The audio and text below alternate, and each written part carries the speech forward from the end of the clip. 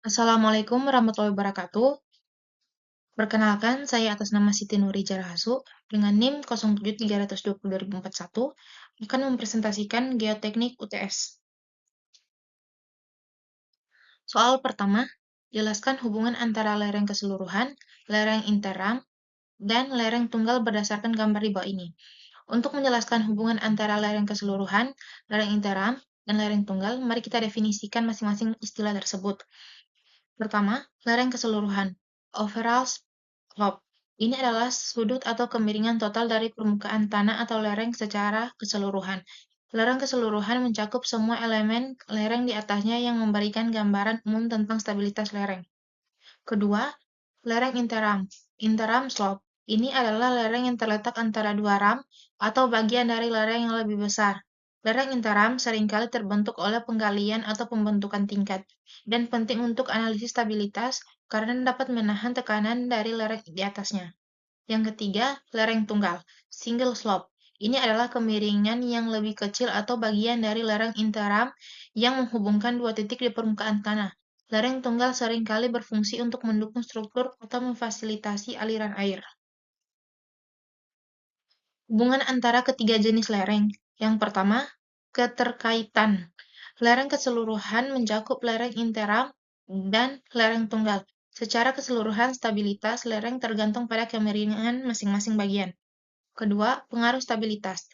Lereng interam dan lereng tunggal dapat mempengaruhi stabilitas lereng keseluruhan. Jika lereng interam atau tunggal terlalu curam, dapat menambah risiko longsor. Ketiga, desain. Dalam perencanaan lereng, penting untuk mempertimbangkan semua tiga jenis lereng untuk memastikan keamanan dan efektivitas dryness.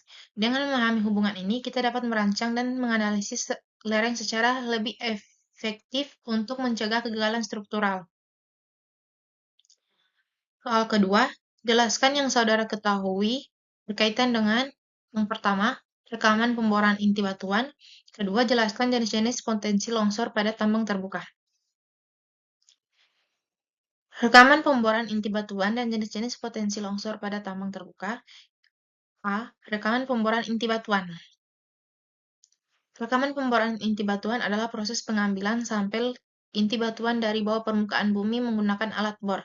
Proses ini bertujuan untuk, pertama, karakterisasi batuan, mendapatkan informasi tentang jenis batuan, struktur geologi, dan sifat fisik serta mekanik batuan. Kedua, analisis kualitas, menilai kualitas dan distribusi mineral dalam daerah pertambangan atau eksplorasi. Ketiga, studi stabilitas, memahami kondisi geoteknik yang mempengaruhi stabilitas lereng atau struktur lainnya. Keempat, pemodelan geologi, membantu dalam pemodelan geologi dan perencanaan tambang.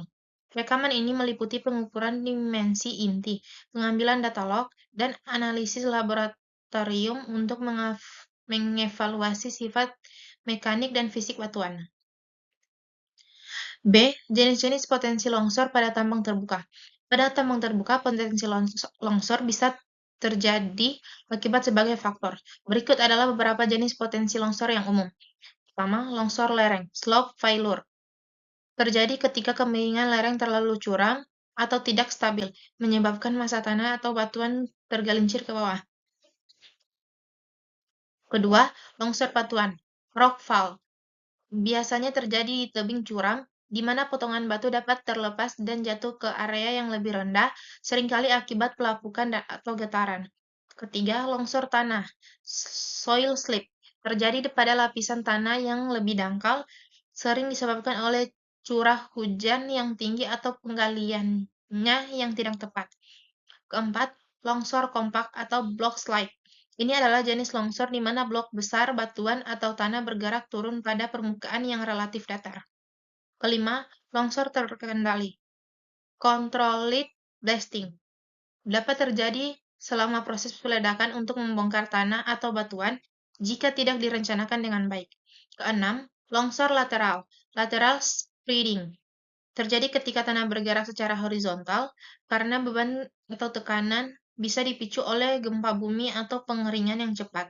Memahami jenis-jenis longsor ini sangat penting untuk merancang langkah-langkah mitigasi yang pengelolaan tambang terbuka untuk memastikan keselamatan dan kelanjutan operasi. Soal ketiga, jelaskan pengaruh ukuran terhadap kekuatan batuan. A. Dan diagram Mohr. B. Seperti gambar di bawah. Pengaruh A. Pengaruh ukuran terhadap kekuatan batuan. Ukuran sampel batuan dapat mempengaruhi hasil pengujian kekuatan batuan. Ada beberapa faktor yang perlu dipertimbangkan. Pertama, skala dan ketidakseragaman. Batuan bersifat heterogen, dan ketika ukuran sampel diperbesar, kemungkinan variasi dalam komposisi dan struktur batuan juga meningkat. Ini dapat mengarah pada hasil yang lebih rendah dalam pengujian kekuatan karena variasi ini dapat mengurangi kekuatan rata-rata batuan. Kedua, defek dan ketidaksempurnaan. Dalam batuan besar, jumlah defek seperti retakan atau porositas cenderung lebih banyak. Retakan ini dapat menjadi titik kelemahan, sehingga kekuatan batuan berkurang saat ukuran sampel meningkat.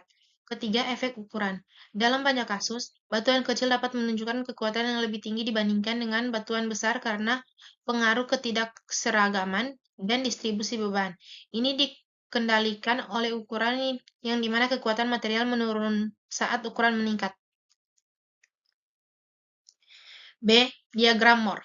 Diagram Mohr adalah alat grafis yang digunakan untuk menggambarkan hubungan antara tegangan, stres, dalam material. Diagram ini menggambar keadaan tegangan dalam dua dimensi, dengan sumbu horizontal mewakili tegangan normal, dan sumbu vertikal mewakili tegangan geser. Tegangan normal merupakan komponen tegangan yang berperan pada bidang normal terhadap permukaan. Ini termasuk tegangan tekan dan tarik. Tegangan geser merupakan komponen tegangan yang bekerja sejajar dengan permukaan. Ini berperan dalam menentukan apakah suatu material akan mengalami deformasi plastis atau pecah. Ketiga, lingkaran Mohr.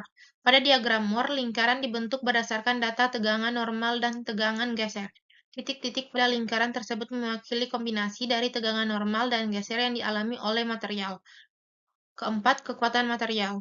Diagram ini dapat digunakan untuk menentukan kekuatan geser dan kekuatan normal material.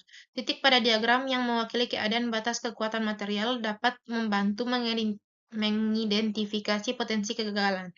Secara keseluruhan, pengaruh ukuran terhadap kekuatan batuan dan pemahaman diagram Mohr, skala dalam bidang geoteknik dan rekayasa untuk menganalisis stabilitas lereng, fondasi, dan berbagai aplikasi lainnya. Soal keempat, jelaskan gambar di bawah ini. Hubungan faktor geologi dan air tanah pada lereng. B. Longsoran gusur. Hubungan faktor geologi dan air tanah pada lereng. Dalam konteks lereng, faktor geologi dan air tanah memiliki hubungan yang saling mempengaruhi dan yang berperan penting dalam stabilitas lereng. Pertama, jenis batuan dan struktur geologi. Karakteristik batuan termasuk jenis kekuatan, dan keberadaan retakan. Sangat mempengaruhi stabilitas lereng. Batuan yang lebih lemah atau terfragmentasi cenderung lebih rentan terhadap longsor. Kedua, air tanah. Kehadiran air tanah dapat mengubah sifat fisik batuan. Yang terperangkap dalam pori-pori batuan dapat mengurangi kekuatan geser dan menambah tekanan pada pori, yang berpotensi meningkatkan resiko longsor. Ketiga, pengaruh curah hujan. Curah hujan yang tinggi dapat menyebabkan pengenangan air di permukaan lereng dan meningkatkan kadar air tanah, yang dapat melemahkan struktur tanah dan batuan di lereng. Keempat, tekanan pori. Ketika air tanah meningkat, tekanan pori juga meningkat.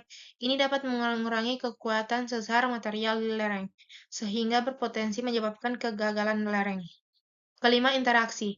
Terkaitan antara faktor geologi dan air tanah dapat menciptakan kondisi yang mengurangi longsoran, terutama pada lereng yang terjadi dan terdiri material yang tidak stabil. B. Longsoran busur. Longsoran busur adalah jenis longsoran yang terjadi pada lereng di mana material bergerak turun mengikut bentuk busur. Berikut adalah karakteristik dan penjelasan. Pertama, bentuk. Longsoran ini ditandai dengan gerakan massa batuan atau tanah yang mengikuti kurva melingkar atau busur. Biasanya ini terjadi pada lereng curam dan bisa melibatkan lapisan tanah yang lebih dangkal atau material yang lebih dalam. Kedua, penyebab. Penyebab longsor busur dapat mencakup curah hujan yang tinggi itu curah curah hujan yang tinggi atau pencairan salju yang meningkat kadar air tanah. Kedua, ketidakstabilan geologi seperti pelapukan atau pengikisan yang mengurangi dukungan struktural. Ketiga, aktivitas manusia seperti penggalian atau pemotongan lereng. Ketiga, gerakan dalam longsor. Gerakan.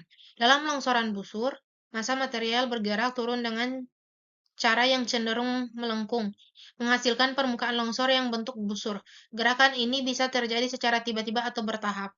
Keempat, dampak. Longsoran busur dapat menyebabkan kerusakan yang signifikan, baik pada infrastruktur maupun lingkungan sekitar. Oleh karena itu, penting untuk memantau dan menganalisis kondisi geologi dan hidrologi di daerah rawan longsor. Secara keseluruhan, memahami hubungan antara faktor geologi dan air tanah serta mengenali jenis seperti longsoran busur sangat penting dalam mitigasi risiko dan perencanaan teknik sipil. Sekian dan terima kasih.